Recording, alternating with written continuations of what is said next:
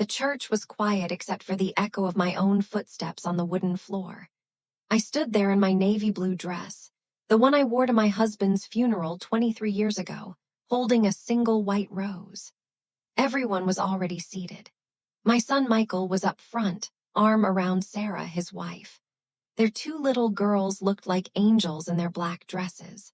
I started walking toward the family pew, the same pew I had sat in for baptisms, confirmations, every Christmas Eve.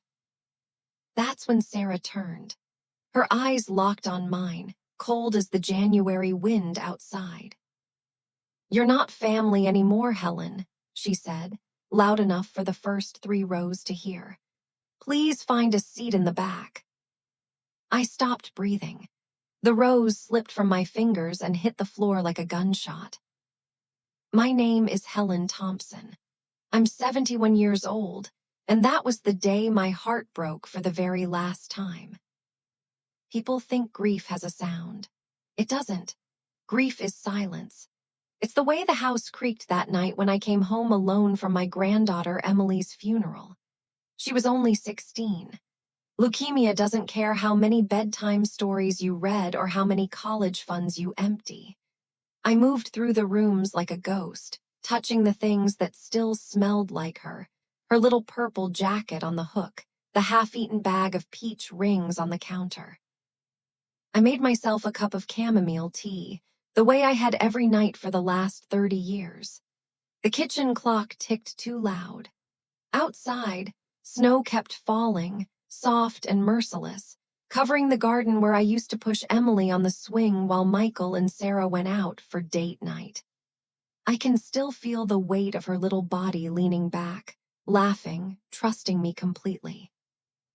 I sacrificed everything for them, everything. When Michael was 25 and Sarah wanted that big wedding at the country club, I sold the lakeside cabin my husband and I built with our own hands. $50,000. I signed the papers with a smile while they danced under fairy lights. When they needed a down payment for the house on Maplewood Drive, my dream house, the one I raised Michael in, I took a reverse mortgage. I told myself it was fine. Family helps family. I cooked Sunday dinners for 8 years straight. Pot roast, mashed potatoes, the pecan pie Michael loved. I babysat every weekend so they could have a life. I was at every soccer game, every school play, every hospital visit when the girls had ear infections. I was the emergency contact, the bank account, the soft place. And slowly, so slowly I didn't see it, the softness turned into taking. Sarah stopped saying thank you. Michael stopped calling unless he needed something. "Mom, can you pick the girls up? Mom, can you loan us $5,000? Mom, we're short this month. Tomorrow, I'll pay you back." Tomorrow never came. After Emily's funeral, they didn't even offer to drive me home. I sat in the parking lot until the snow covered my windshield, crying so hard I thought my ribs would crack. That night, something inside me shifted. Not loud, not dramatic, just quiet, final. The next morning, I called my lawyer, Margaret, a woman I'd known since she was in pigtails. I sat at the kitchen table, same one where I rolled out cookie dough with the grandbabies, and I changed everything. The will, the trusts, the deed to the house. I removed Michael's name the way you pull a splinter, slow, deliberate, necessary. I canceled the credit card they still used for emergencies. I changed the locks. I packed 2 suitcases and left the keys to the empty house on the counter next to a note that simply said, "I wish you the life you deserve." 3 weeks later, my phone rang. Michael's voice was shaking with rage.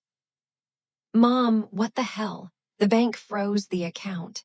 Sarah can't buy groceries, and what is this about the will?" I was sitting on the balcony of the little beach condo I bought with what was left. My money, my name on the deed this time. The ocean was silver in the morning light. I could smell salt and coffee.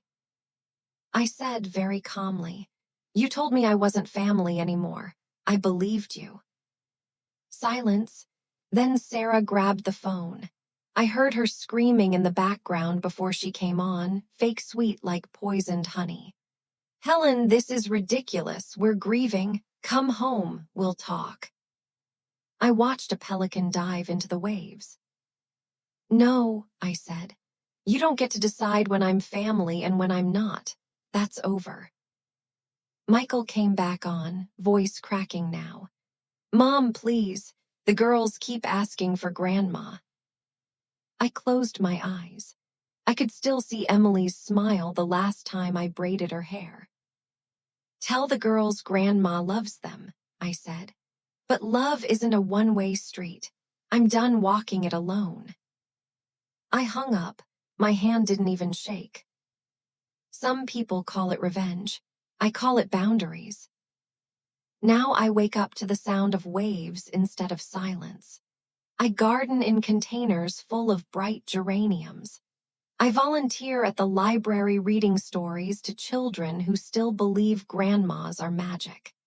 I wear the pearl necklace my husband gave me on our 30th anniversary. Not because anyone deserves to see it, but because I deserve to feel beautiful.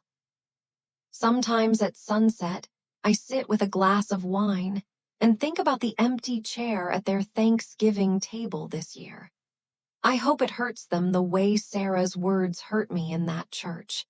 I hope they finally understand what they threw away. And if they do, that's all right too. Because for the first time in decades, the house I live in is mine. The money in my bank account is mine. The peace in my heart is mine. I learned the hardest lesson a mother can learn. Love isn't measured by how much you give away. It's measured by how much you're willing to keep for yourself. So to every grandmother listening, every mother who's been told she's just anything, you are not just. You are the roots, and roots don't beg to be remembered. They simply stop feeding the tree that forgets they exist. The ocean keeps moving, the sun keeps rising, and I keep walking lighter, wiser, finally, gloriously free.